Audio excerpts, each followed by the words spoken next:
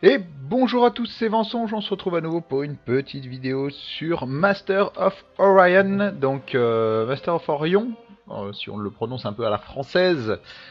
C'est un jeu qui est sorti en Early Access il y a très peu de temps, fin février, et qui est développé par NGD Studios et, et édité par Wargaming, donc ceux qui font World of Warships, World of Tanks, World of Warplane, donc des gens qui n'en sont pas à leur coup d'essai en termes d'édition et même de développement pour le cas des World of. Ici donc NGD Studio, c'est tout simplement un studio qui a choisi de rebooter la série Master of Orion. Donc Master of Orion, c'est une série qui est née en 93, 1993. Donc ça commence à faire un peu, plus de 20 ans. Donc 1993, c'est une série qui avait été développée dans un premier temps par Syntex, qui a réussi à l'imposer en fait comme avec à sa tête Steve Barcia, donc qui a réussi à imposer Master of Orion comme un monument des 4X, vraiment. Euh, le premier et surtout le deuxième, Master of Orion 2 Battle of Antares, c'était vraiment est resté dans le cœur des joueurs de 4X comme vraiment un très très très très bon jeu. Donc le deuxième était sorti en 96 et il était en tout point meilleur que le premier, et il reste à ce jour l'un des meilleurs 4X qui soit sorti sur PC. En 2003 sortait un Master of Orion 3, donc qui a pas mal déçu, qui apportait pas mal de petits changements qui ont énormément déçu la communauté de joueurs de Master of Orion 2.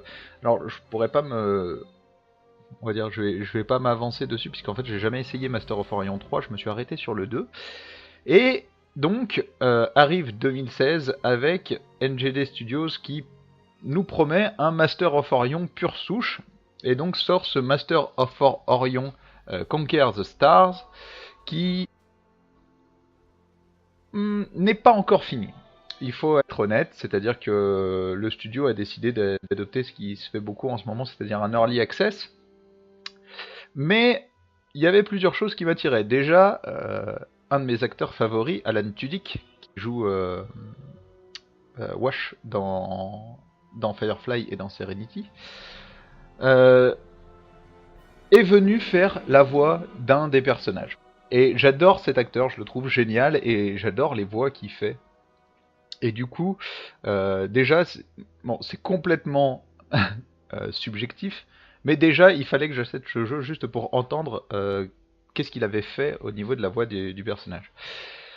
Mais il manque encore pas mal de choses sur le jeu. Le jeu n'est pas fini au niveau de toutes les fésures. Il n'est pas non plus fini au niveau de la traduction. Le jeu est qu'en anglais, même si la langue française, un peu de chauvinisme, on va pas parler des autres, mais la langue française est prévue. Donc on aura le droit à Master of Orion en français, mais pour l'instant ce n'est pas le cas. Donc je pourrais pas passer le jeu en français pour vous le présenter en français, tout simplement parce qu'il n'y a pas de traduction. Mais ce que je me suis dit, c'est que là j'ai acheté donc Master of Orion, et je me suis dit pourquoi ne pas découvrir cette nouvelle mouture du jeu ensemble. Parce que ça pourrait être pas mal de découvrir. En général, je vous fais des vidéos sur des jeux que je connais déjà plus ou moins. Certains où je suis pas très bon, mais je fais quand même des let's play. D'autres où je commence à avoir pas mal de bouteilles, et dans ce cas-là, je vous fais plus une sorte de mix let's play guide, où j'essaye de vous guider un peu dans une partie, mais on découvre quand même un certain nombre de choses au passage. Là, c'est la première fois que je lance le jeu, donc je me dis ça pourrait être sympa de découvrir directement ensemble avec un let's play. Et donc on va faire tout simplement single player. Remarquez, on va peut-être revenir ici et passer un coup. J'aurais peut-être dû le faire hors caméra, mais ok, bon, fast test, on s'en fout. Bon, laissons comme ça du coup. Single player.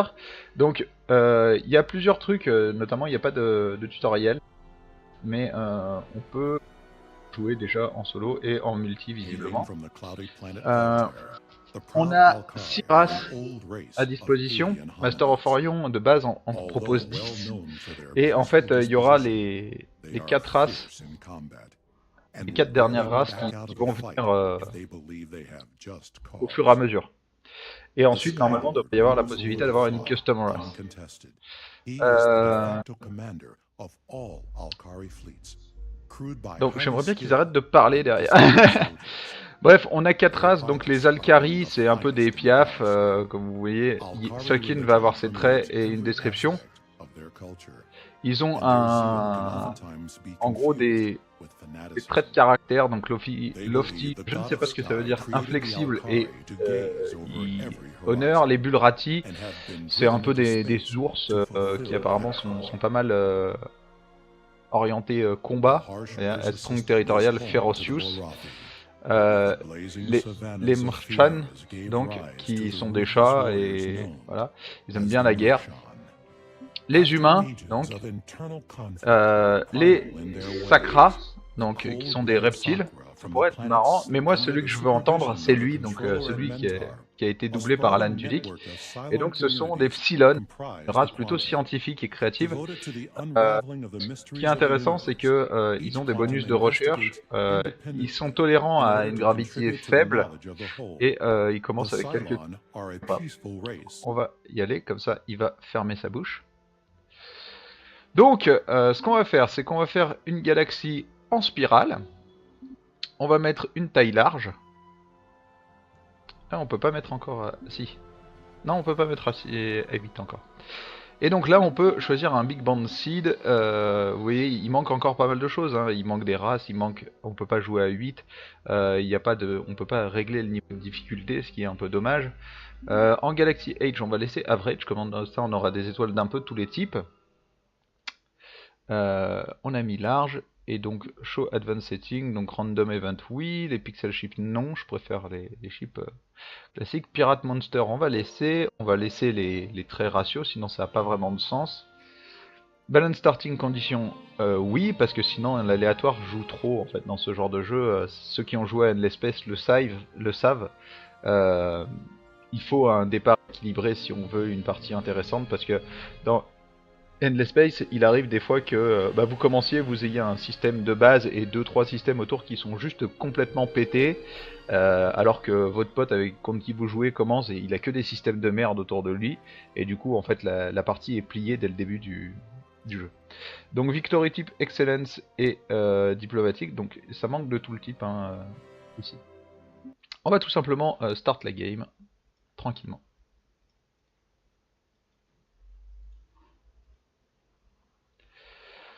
Donc j'espère que ça va pas mettre trop de temps à charger. Donc c'est un nouveau jeu, j'essaierai de publier ces vidéos de Master of Orion en même temps que les vidéos de Dominance 4, ça vous donnera un petit comparatif entre deux 4X, un que je découvre et un que mon avis est déjà fait dessus, hein, Dominions. C'est surtout deux genres, enfin deux époques différentes, quoi, en technologie.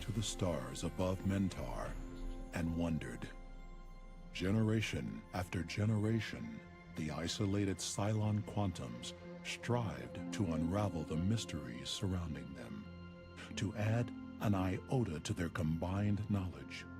Now the time has come for the Cylon Quanta to go beyond in their search for answers, to travel to the deepest reaches of the galaxy and solve the enigma at its core. Voilà. Donc en gros, ils veulent résoudre l'énigme de la création de la galaxie, en gros. Donc se rendre au centre de la galaxie. You are the controller, of course. It follows that I am Moldred, your cooperator. I'll be assisting you with any and all needs for your projects in the galaxy, and updating any relevant parameters as we get new information, and so on, and so forth. Voilà, donc c'est le fameux personnage qui a été doublé par Alan Tudyk, normalement, il me semble. Controller, let me interrupt you for a second. Ok, donc Military Advice, on va s'en foutre. Donc on a 2 scouts et une frégate. Donc ce qu'on va faire, c'est que on va regarder un peu ce qu'il y a autour de nous. Donc déjà, première chose que je trouve un peu bizarre, c'est que je vois des traits au milieu. Et si je me suis... Alors, parce que je me suis quand même un peu documenté avant de vous faire ça. Hein. Si j'ai bien tout compris, en fait on ne peut se déplacer que sur les lignes. alors que sur Master of Orion 2, on avait un système de fuel avec des ranges de déplacement. C'est quelque chose que j'aimais beaucoup. Alors ce qu'on va faire, c'est qu'on va envoyer notre scout. Regardez ce qui se passe ici. Donc c'est une géante gazeuse. Donc on va pas pouvoir en faire grand chose avec une haute gravité. Donc ça va pas vraiment nous aider. Ici on a donc la particularité d'Epsilon, il commence sur une planète large. Donc on a Mentar Prime, ça c'est Mentar 2, on s'en fout. Donc ce qu'on va faire, on va envoyer donc ici, donc on va envoyer ces gens là ici. Donc là il y a Antarctos, donc la galaxie est quand même assez vaste. Hein. Je trouve, bon, pour 6 joueurs, une large, c'est quand même pas si large que ça. Hein. Faut être honnête. Hop, hop, hop. Allons ici, prenons la scout et peut-être ici ou ici, 3 tours. 3 tours, bon, il n'y a qu'une seule planète par contre. Allons plutôt ici. Donc là, il se prépare à bouger. Et donc notre frégate, par contre, on va l'emmener ici. On va l'emmener voir ce qu'il y a ici. Regardons ici, donc, oh, ils sont mignons les petits Epsilon.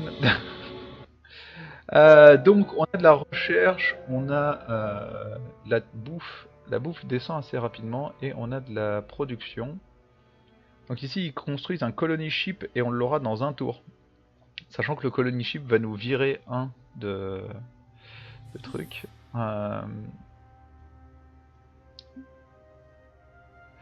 Donc ici on pourrait faire un recherche laboratory, une base de missiles.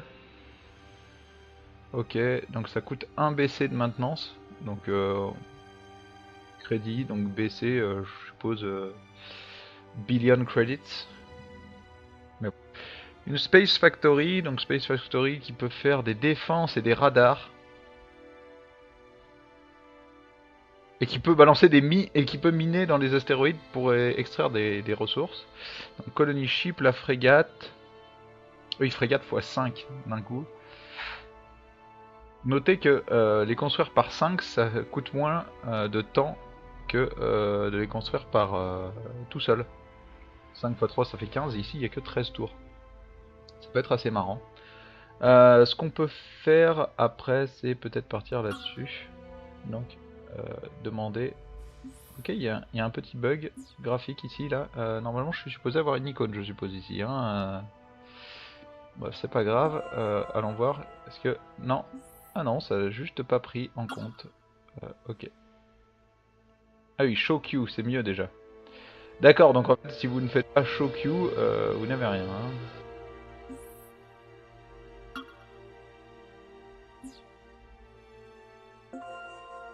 Et donc là, ok, donc là c'est fait, il va se mettre à construire le laboratoire tout de suite après. Donc en haut on a l'Empire, donc on va avoir toutes nos champs, on a le tax rate, donc forcément... si on augmente le tax rate, voilà. Economy advice, donc forcément on pourrait baisser. Je sais pas trop ce que ça fait. Donc on a une colonie, 8 de population. Et on a personne qui visiblement, ça doit être des gens qui font la grève. Colony focus on pourrait le mettre, mais on va rester en balanced. Donc plutôt pratique hein, ça, parce que du coup vous pouvez construire etc. directement d'ici. On peut mettre un empire focus, donc ça peut être sympa quand vous pouvez plus, quand vous atteignez un stade où ça devient beaucoup trop long de pousser vos économies. Si on fait ça, ah oui, donc en fait ça augmente l'approbation, sauf qu'on n'a pas d'approbation au niveau la moyenne de l'empire, c'est par planète quoi. Ce serait pas mal quand même qu'ils mettent une moyenne, savoir si moyennement on est plutôt dans la merde ou pas.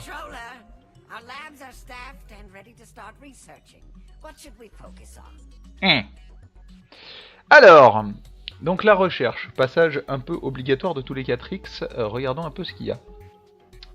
Donc ici, donc en fait il y a des recherches, et chaque recherche va nous débloquer certaines parties. Donc Civil Transport, donc allow the relocations, ok, donc en fait ça permet tout simplement de bouger de la population d'un endroit à un autre. Ça permet de construire de la food, donc on va se retrouver avec je pense, des éléments classiques au niveau du code couleur, c'est-à-dire que ça, voilà, Automated Factory, c'est pour avoir de la production en plus, donc on va partir là-dessus. On va pas partir sur les 22 là, c'est beaucoup trop, hein. On va certainement partir là-dessus et là-dessus. Ça c'est quoi? Biosphere, le colony to better control the environmental conditions under which they live, allowing the population to use the less tolerable... Biosphere produce research and food. Ah, ça c'est cool! C'est cool, c'est un bâtiment qui va produire à la fois de la recherche et de la bouffe. Donc on va commencer certainement par ces deux-là, et je vais commencer par Love Physics et enchaîner. Non. Non. Quoi? Je ne peux pas mettre en... Ok, je ne peux pas mettre en... Ok, donc l'arbre de recherche. Ok, donc l'arbre de recherche est pas non plus énorme, visiblement. Hein. Je m'attendais à quelque chose de beaucoup plus vaste en termes d'embranchement. Par contre, bon, il y a quand même pas mal d'étapes. Et ça, par contre, c'est quelque chose que j'aime pas. Donc, mauvais point pour le jeu, à mon sens. Pour aller à la fin, il faut automatiquement tout faire. On est dans un syndrome un peu... On est dans le syndrome civilisation, ou enfin en tous les cas civilisation 5, où vous êtes obligé d'aller jusqu'au bout. Enfin pour aller jusqu'au bout, vous êtes obligé de tout prendre en technologie. Vraiment tout. Et j'aime pas trop parce que du coup la seule stratégie que vous avez, c'est pas des choix vraiment dans les technologies, c'est vraiment vous devez monter en fait jusqu'en haut. Endless Space a pas vraiment ce système, c'est-à-dire qu'on peut sauter certaines parties. Des fois ça amène des gros problèmes, mais vous pouvez sauter des parties. Alors qu'ici du coup c'est vraiment la première chose, c'est ça quoi. Donc voilà, donc ici ça permettra d'allier au Advanced Magnetism. Ouais, sauf qu'en fait on voit pas. Ah, par contre du coup c'est ici que je peux mettre, non? Oui, ça c'est un peu bizarre parce que je peux lui dire d'aller chercher 2 ici, mais je peux pas lui dire fais ça puis ça quoi. C'est bizarre. Dawn, donc notre recherche sera faite dans tour. Donc ship design, alors comment ça marche? On pourrait s'amuser, donc on peut garder la frégate. Ok, donc il y a des looks différents au niveau des frégates. Avec un thème. Ok, c'est marrant. Inutile mais marrant. Je pense qu'ils auraient mieux fait d'utiliser leur temps de développement à faire autre chose. Donc le drive, on a que le nuclear drive, donc je pense que ça changera à terme. Armor, on a que la titanium, donc on en débloquera certainement d'autres. Les spéciales, donc on pourrait faire Augment Engine, donc increase dessus. Ok, donc bon, bah voilà. En fait, on ne peut pas parce que ça dépasserait la capacité de stockage du vaisseau. Ici, donc missile nucléaire, laser canon ou nucléaire bombe.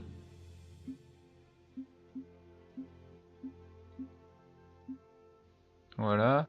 Donc, ok, donc il y a pas mal de choses. On lira pas tout ça à chaque fois. Donc, total DPS 2. Oh là. Ok, ouais, mais ça coûte plus cher du coup et ça pèse plus lourd. Si je m'amusais à mettre 2 lasers par exemple, je pourrais mettre le...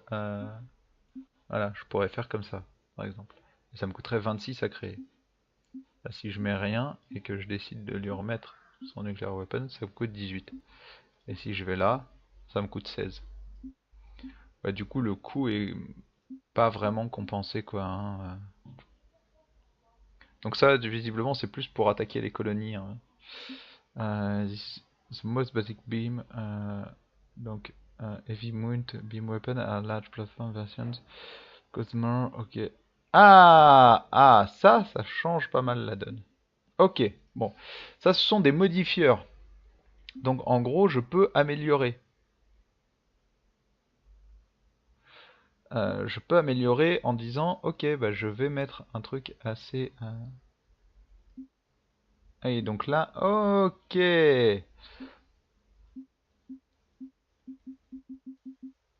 Ouf.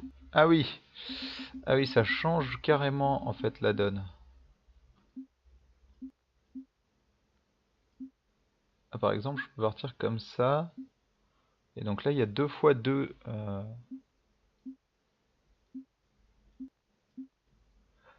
2 fois 2. Si je fais ça par exemple. Ici, donc j'ai un Heavy Mount laser. Et de l'autre côté, j'ai un laser cannon, mais en point de défense. Donc il va me défendre contre les missiles. Partons là-dessus, par exemple. On va l'appeler Yacht MK2. Oh, c'est tellement petit en termes de... Regardez, on peut pas aller plus loin que ça. C'est moche. Ça, c'est très très moche. Hein. Voilà. Donc, Total Military Power 93, donc moins que celle-ci. Pourquoi Attends, en attaque rating, je suis au-dessus. Ouais, on s'en fout. On a deux frégates différentes. Donc, on passera le tour au début de l'épisode suivant, puisque là on est déjà à 20 minutes. Bon, du coup, on va commencer cette petite partie avec les Psylan. Et on se retrouve dès demain pour la suite de nos aventures sur Master of Orion. Merci de m'avoir suivi, à demain.